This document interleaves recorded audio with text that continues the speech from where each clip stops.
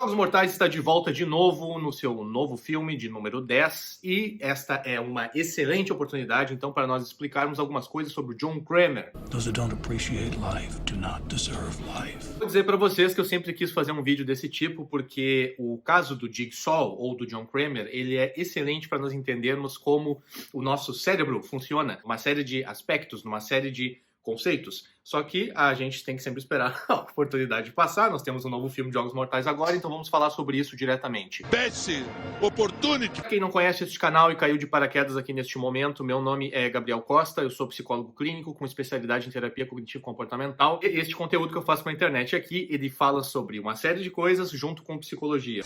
Tá bom. Primeira coisa que eu preciso falar para vocês, este vídeo aqui está sendo gravado antes de eu ver o filme novo. Significa que eu não tenho novas informações que podem estar presentes ou não neste filme. O que eu tenho de informações até o momento são coisas que eu já vi sobre os demais filmes do Jogos Mortais, do Jigsaw, do John Kramer, então pode ser que nós tenhamos fatos novos a ser considerados neste filme que lançou agora. Uma das coisas que as pessoas mais têm dúvidas sobre como a mente do John Kramer funciona é o seguinte: ele era um psicopata? Ele sempre foi desse jeito? Ele é doidão mesmo? Ele gosta de matar pessoas e etc? Sou cruel, eu sou mau.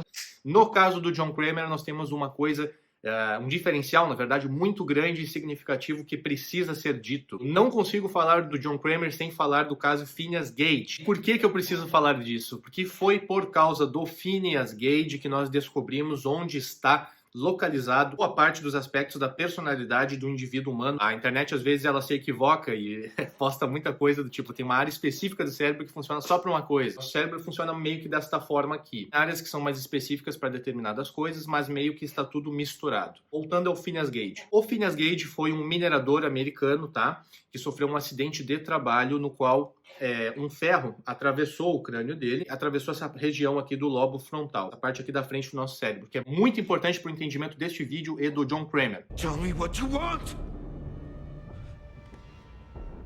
I want to know if you have what it takes to survive. Após isso ter acontecido com o Phineas Gage, ele foi no médico, incrivelmente ele não morreu, foi feita uma cirurgia então para retirar este ferro que acabou estourando lá no trabalho dele, atravessou a cabeça dele. Depois de algum tempo, a esposa dele começou a apresentar diversas queixas a respeito, né, dele ter mudado, da personalidade dele ter mudado completamente, dele ter se tornado uma pessoa mais raivosa, mais explosiva, menos amorosa, etc, etc. À medida que foi passando o tempo, se descobriu que, na verdade, ele teve uma lesão no lobo frontal e um pouquinho aqui do lado também, né, os lobos parietais e temporais. Por causa do Phineas Gage, se descobriu que muitos dos aspectos da nossa personalidade estão concentrados aqui no lobo frontal. Essa região aqui do nosso cérebro é a última parte que o nosso cérebro matura. É a última parte do cérebro que se desenvolve. Se você for pegar um crânio humano, ver ele de ladinho, assim, nesse sentido, o neurodesenvolvimento humano, ele começa sempre do tronco encefálico até chegar no lobo frontal. É nesse sentido que a maturação neuronal, a maturação cerebral ocorre. Isso é o que justifica aquele ditado de que a criança e o adolescente eles estão com a personalidade em formação. Golpista essa porra? Pior que isso, é jovem. Hã? É jovem, desses que tem TikTok, que pinta a unha de preto, que usa meia de Bob Esponja. É verdade? Aqui no lobo frontal nós temos diversas funções importantíssimas para o corpo humano. Funções executivas, como a parte do nosso sistema límbico. Tem muita coisa que está nessa região aqui em específico, e isso tem a ver com maturação de hormônio, tem a ver com experiências que a pessoa vive, tem a ver com o processo de criação que ela teve. No momento que eu tenho uma lesão nessa região ali, faz sentido, então, nós temos uma mudança de personalidade se for uma coisa muito profunda, que nem no caso do Phineas Gage. Isso é importante de entender por quê? Porque até o caso do Phineas Gage, nós não tínhamos esse conhecimento, nós não tínhamos essa informação. Foi por causa, infelizmente, do acidente dele que a neurociência pôde avançar nesse sentido, né, os pesquisadores da época, para entender que muita coisa da nossa personalidade, que nós somos, está nessa região aqui. Você, por exemplo, é um motoqueiro, tá? Uma pessoa que anda de moto. Já deve ter ouvido falar de algum caso nesse sentido. Sofreu um acidente, bateu uma parte mais da frente aqui da cabeça. Saúde e do quadro. Caralho, tem uma batida ali. Eita porra. É comum que a pessoa haja estranho durante os primeiros dias da sua recuperação, porque ela está com essa parte aqui afetada. Ela sofreu um acidente ali na parte do quem ela é, digamos assim, tá? Tô fazendo um reducionismo aqui bem importante para poder chegar no ponto do vídeo que eu acho interessante de trazer. Isso tudo, pessoal, é muito importante porque desde o primeiro filme dos Jogos Mortais, o Dr. Gordon logo que aparece, né? Nós não sabemos que o Jigsaw é o vilão do primeiro filme. Ele diz: este paciente está com um tumor no lobo frontal inoperável, e mostra ali o raio-x dele, que é um tumor muito grande. No momento que nós temos também um tumor, nós também vamos ter alteração de personalidade, nós vamos ter alteração de juízo crítico, nós vamos ter alteração no que o indivíduo é, de fato. No sexto filme, a gente descobre, por exemplo, que o John Kramer já estava tentando tratar essa porra. Ele já estava tentando tratar esse tumor. At your age, and with the development of your cancer, it's simply not feasible for Umbrella. Wait. What's not feasible? Isto não foi possível devido ao fato da empresa lá de saúde, do seguro de saúde, não ter fornecido para ele a cirurgia e etc. Então, o que acontece? Nós não sabemos em que momento, período do tempo, aquele tumor já estava avançado nele naquele sexto filme. Esse flashback que eu estou falando, relembrando, ele se passa antes do primeiro filme. Então, qual é que é o meu ponto em relação a isso? Ele já poderia estar com o processo de tomada de decisão dele e de personalidade dele alterados. Isto, inclusive, explica um dos maiores furos que essa franquia tem, que é o seguinte: se o personagem tinha dinheiro, por que ele não se tratou antes? Don't talk to me about money. I have money. This is about principle. Porque nós não sabemos o avanço que esse tumor estava. No momento que o tumor estava bem avançado, o processo de decisão do paciente estava alterado já, muito alterado. Ele não vai conseguir pensar claramente. Ele não vai conseguir tomar decisões que façam sentido. Ele vai ter o seu processo de tomada de decisão alterado em função disso. Vocês estão entendendo? A mesma coisa que um processo demencial, só que com um ponto de partida diferente. O processo demencial de qualquer paciente, Alzheimer, AVC, qualquer coisa nesse sentido, né? Ele faz o processo inverso do neurodesenvolvimento. Ele começa a deteriorar daqui para cá. Então, vocês já percebem, né?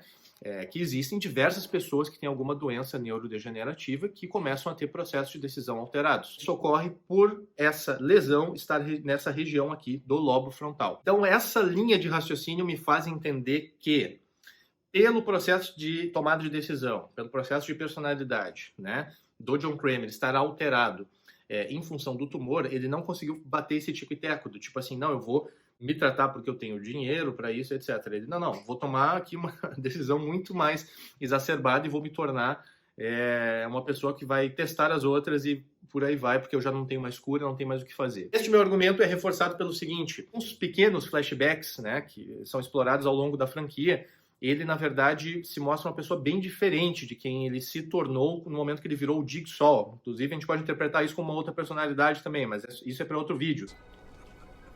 Oh, yes. There will be blood. No qual ele estava feliz com a esposa dele, as coisas estavam indo bem, etc. Existe ali um processo de falecimento também do filho dele, que claramente ele não processou bem isso, ele já começou a ter dificuldades de lidar com o luto ali, mas eu não sei se ele já estava com esse tumor em andamento ou não, porque nós temos poucas informações sobre o passado dele, que talvez seja uma coisa que seja explorada nesse filme novo. Mas se for o caso daí, gente, só temos duas alterações possíveis. Ou nesse filme mostra um pouco mais do desenvolvimento desse tumor e como é que ele vai ficando mais alterado, ou a gente vai ver situações do passado dele ali, no qual reforçam que, na verdade, ele já tinha o desejo de fazer isso com outras pessoas, já tinha mais um pezinho ali no que a gente chama de transtorno de personalidade antissocial. Mas então por causa disso, por causa desse tumor, que o Dr. Gordon levantou a bola lá no primeiro filme e foi revisitado em demais filmes, que ele não foi se tratar com o dinheiro que ele tinha e que ele foi tomando essas decisões, então, de criar um alter ego, de testar as pessoas, fazer um boneco que anda no triciclo e diz que quer jogar.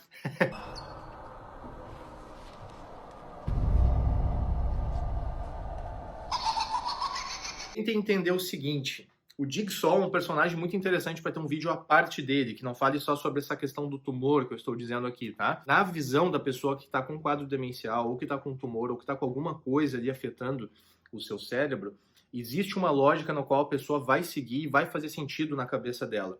Imagine uma pessoa que tem Alzheimer, ok? E que começa a ter só mais os insights, as memórias de uma casa que ela morou quando era adulto, jovem adulto, ou adolescente ou criança. No universo mental desse paciente, não faz sentido ele morar onde ele está agora, porque a memória que ele tem, que ele consegue acessar é dessa casa anterior. Então ele tem uma lógica que ele está seguindo ali. Esta não é a minha casa, vocês estão entendendo? Uma pessoa que tem um tumor no lobo frontal, né? E que nem o caso do John Kramer, e ele não se tratou, etc., foi ficando pior, ele vai criar uma lógica para justificar o que está acontecendo, que nem ele chega a apontar em alguns filmes. Eu sobrevivi, etc. Então agora a minha missão é testar os outros. Pessoal, acredito que por enquanto seja isso. Espero que esse filme novo seja bom. Particularmente gosto bastante de Jogos Mortais. Acho uma franquia interessante, né, para se analisar algumas coisas. Sei fazer esse vídeo então para explicar algumas coisas sobre como é que o cérebro funciona, sobre a importância da gente cuidar da nossa cabeça, evitar acidentes, evitar bater a cabeça, porque se a gente bate a cabeça pode ser que a gente mude de personalidade, pode ser que a gente mude quem a gente seja.